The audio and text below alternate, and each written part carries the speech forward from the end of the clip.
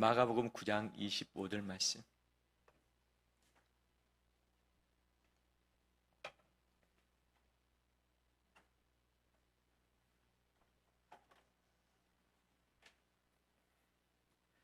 아, 25절에서 29절까지 교독하겠습니다. 예수께서 무리가 달려와 모이는 것을 보시고 그 더러운 귀신을 꾸짖어 이르시되 말 못하고 못 듣는 귀신아 내가 네게 명하노니 그 아이에게서 나오고 다시 들어가지 말라 하시매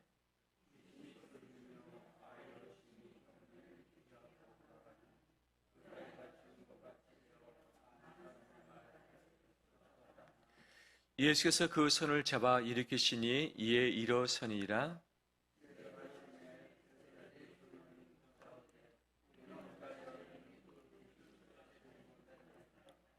같이 읽겠습니다. 이르시되 기도 외에 다른 곳으로는 이런 종류가 나갈 수 없느니라 하시니라. 아멘. 주의 이름으로 축복합니다. 서로 인사 나누실까요? 추석 잘 보내셨는지.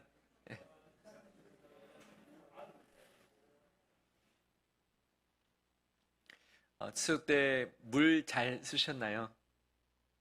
물 잘 드셨나요? 물 잘 버리셨나요?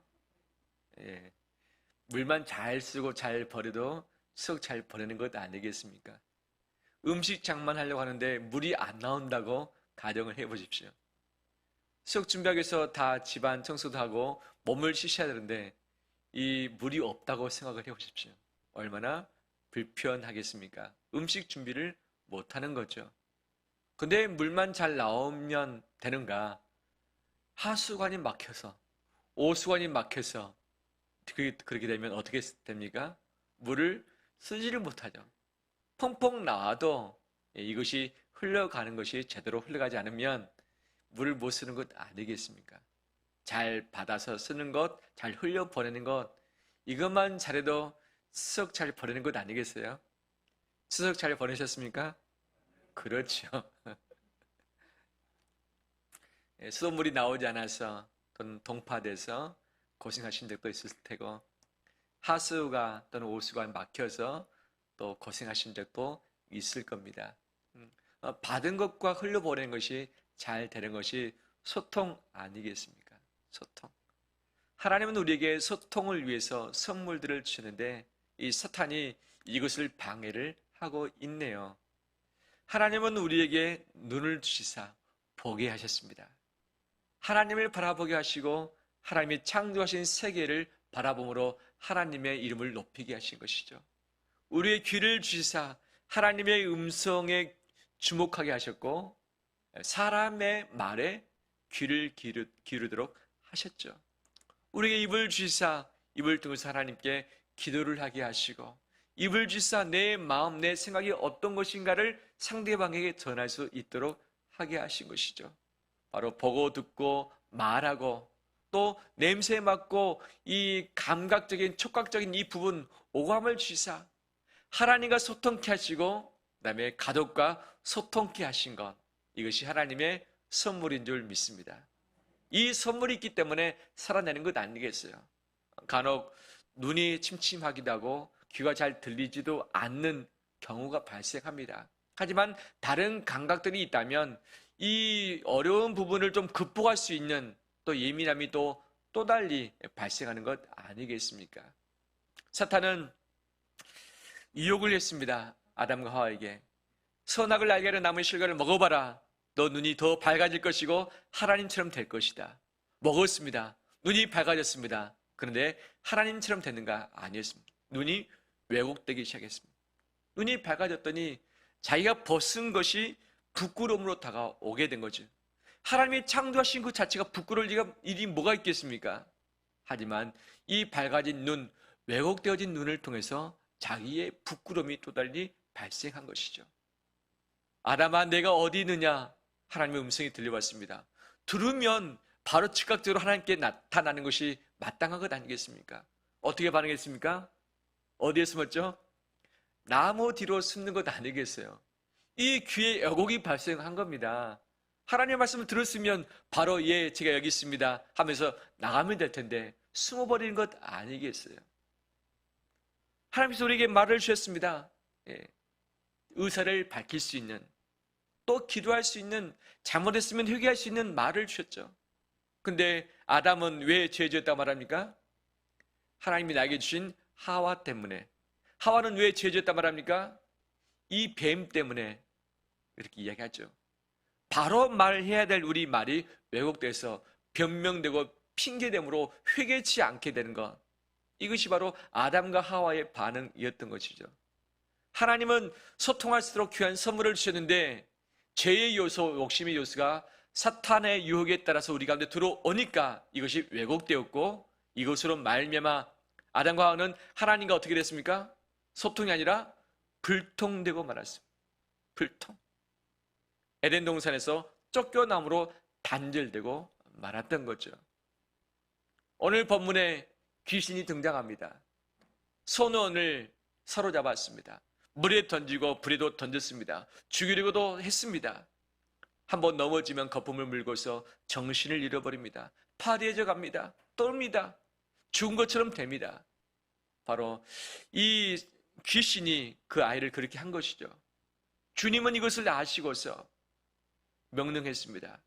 25절 말씀 어떻게 명령했을까요? 함께 읽겠습니다. 예수께서 무리가 달려와 모이는 것을 보시고 그 더러운 귀신을 꾸짖어 이르시되 말 못하고 못 듣는 귀신아, 내가 내게 명하노니 그 아이에게서 나오고 다시 들어가지 말라 하시매, 말씀하시죠. 쉬운 성경에서는 이 듣지 못하고 말 못하게 하는 귀신아, 내가 내게 명령한다. 손은에게서 나와서 다시는 들어가지 마라. 현대인 성경, 벙어리와 귀머거리 되게 하는 귀신아, 내가 너에게 명령한다. 그 아이에게서 나와 다시는 들어가지 말아라 라고 호통치셨다. 할렐루야. 아멘. 귀신을 내쫓기 전에 귀신의 실체가 무엇인가를 분명히 꼬집어서 말씀하고 계시죠. 어떤 귀신입니까? 말 못하게 하고 못 듣게 하는 귀신. 이 귀신이 그 아이를 사로잡다 보니까 이 아이의 인생이 어떻게 됐습니까? 불통되고 말았습니다. 못 듣고 말 못하다 보니까 소통이 안 되는 것이죠. 본인과의 소통도 안 되고 친구와 부모의 소통도 되지 않는 갑갑한 삶을 살아가게 되는 것이죠. 이 불통케 되어지는 인생을 끌어안고 있는 이 아버지의 마음은 어떠했을까요? 마음이 편했을까요? 아니죠. 마음의 편함이 없이 마음이 불통되어 버리는 그런 어려움 가운데 있었던 것이죠. 이 아이 안에 있는 귀신을 내쫓아 버리고 제자들이 애를 썼습니다. 하지만 그렇지 못했습니다. 이제는 분쟁이 생겼습니다. 누구하고? 서기관들과 불통이 생겼습니다. 언제 논쟁이 되어지고 언제 말씀합니까? 소통이 잘 안 되면 그렇게 되는 것 아니겠어요?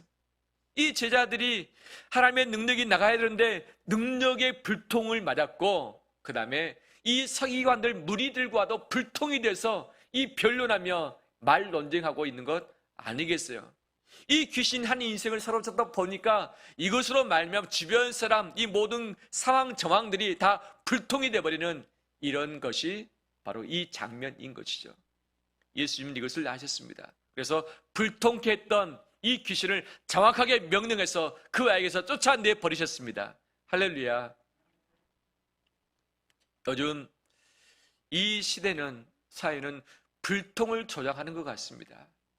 여론을 통해서 서로 관계를 끊어놓는 것이죠. 제대로 들어야 되는데 듣지 않게 만드는 것이고, 바른 말을 해야 되는데 이 말을 왜곡하든지 거짓을 말함으로, 자기 허물을 숨김으로 말미암아서 사실 아닌 것을 내비침으로 말미암아서 서로 관계를 끊어놓고 흔들어 놓는 것 아니겠습니까? 이것이 사탄의 전략, 전공이죠.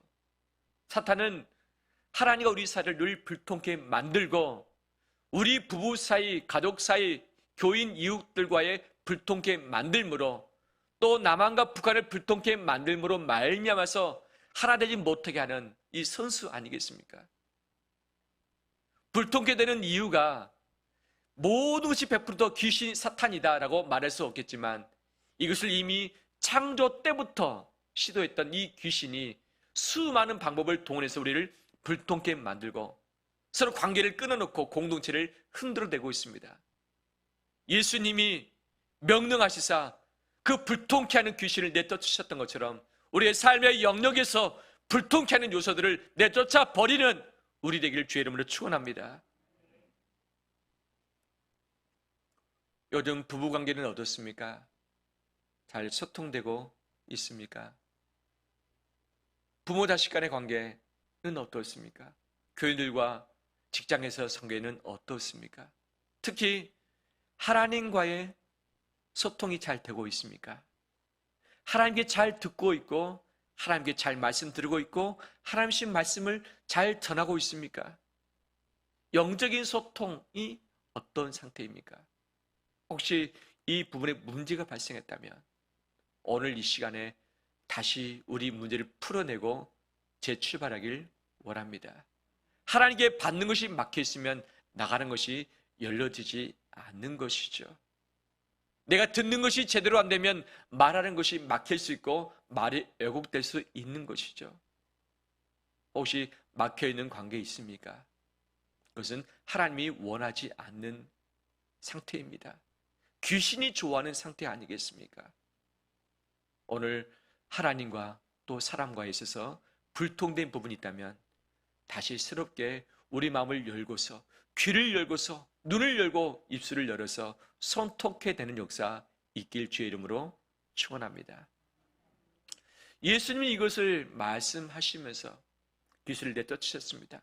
그리고 나서 제자들과 따로 있을 때에 제자들이 예수님께 여쭈었습니다.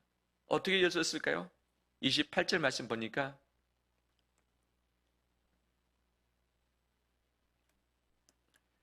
집에 들어가심에 제자들이 조용히 묻자오되 우리는 어찌하여 능히 그 귀신을 쫓아내지 못하였나이까?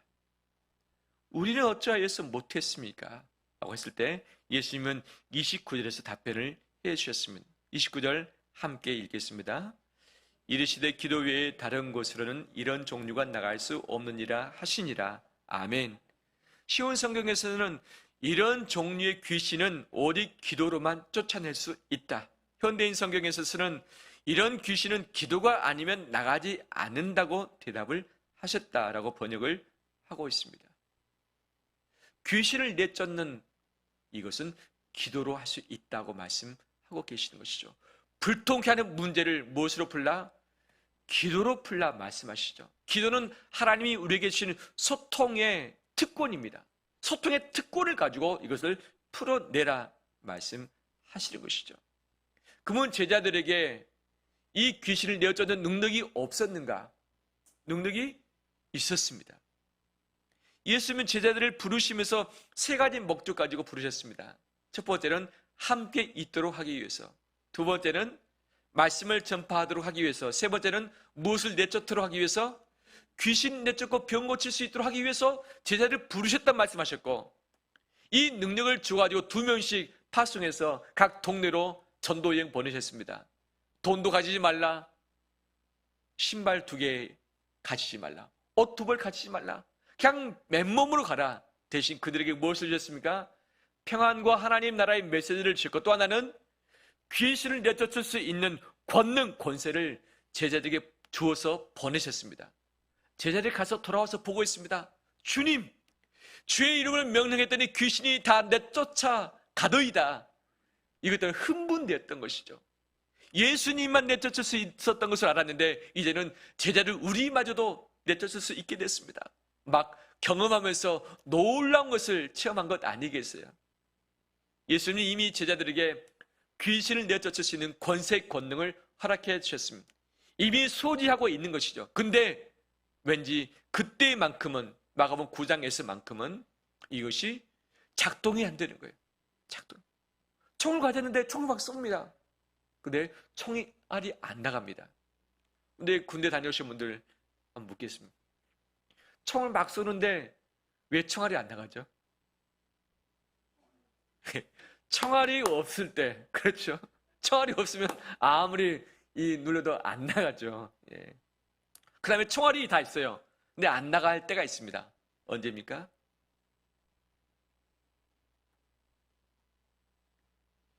이 총을 사용할 때 선택의 핀이 있죠. 안전에 두면 총을 쏴도 총이 안 나오고, 단발로 두면 총을 쏘면 몇 발씩 나갑니까? 한 발씩. 이 다발로 놓으면 어떻습니까? 총알을 싹 누르면 파파파파 해서 여러 발이 나가는 것 아니겠어요? 안전핀을 풀어놓지 않고 잠궈 놓으면 총알이 있어도 총이 있어도 총을 쏠 수 없다. 그런데 안전핀을 풀어놨음에도 불구하고 총알이 안 나가는 경우가 있어요. 어떤 경우입니까? 고장난 경우. 고장난 경우. 제자들에게 이미 총알이 있었습니다. 권총도 있었습니다. 하지만 이것이 격발돼서 나가지 않았습니다. 주님은 이것이 어디에 이유가 있다고 말씀하십니까? 기도에 있다고 말씀하고 있죠.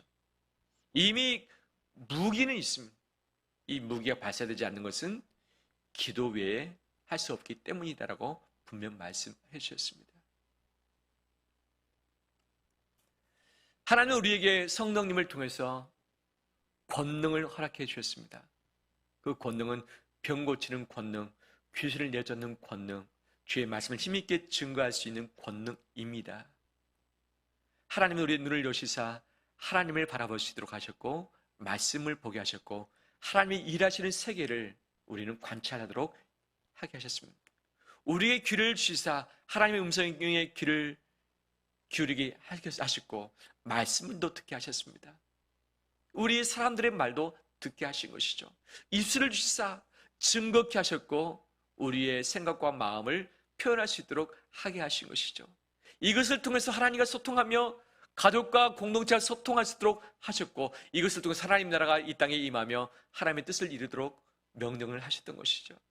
그런데 여러 가지 이유 때문에 이것이 불통되어서 막혀 있을 때가 있죠.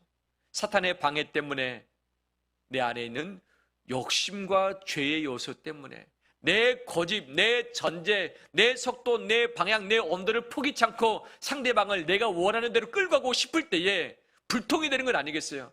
먼저 잘 들어야만 잘 말할 수 있는데, 잘 듣자고 귀를 닫아버리고 말만 하는 경우 말을 제대로 할 수 없는 거죠. 이 시대의 문제 때문에 불통될 수도 있습니다. 어떤 이유 때문에 불통됐든지 간에 바로 주님은 이것을 기도로 풀 수 있다고 분명히 말씀하고 계십니다. 에베소서 6장 말씀 보면 하나님의 전신갑주 비유가 나오죠. 진리의 허리띠를 띠라, 그다음에 의의 호심경을 붙이라, 구원의 투구를 쓰라, 믿음의 방패를 들으라, 복음의 신발, 평안의 신발을 신으라, 그다음에 무엇을 들으라? 성령의 검을 들으라. 그리고 마지막 덧붙이는 한마디 말씀이 있습니다.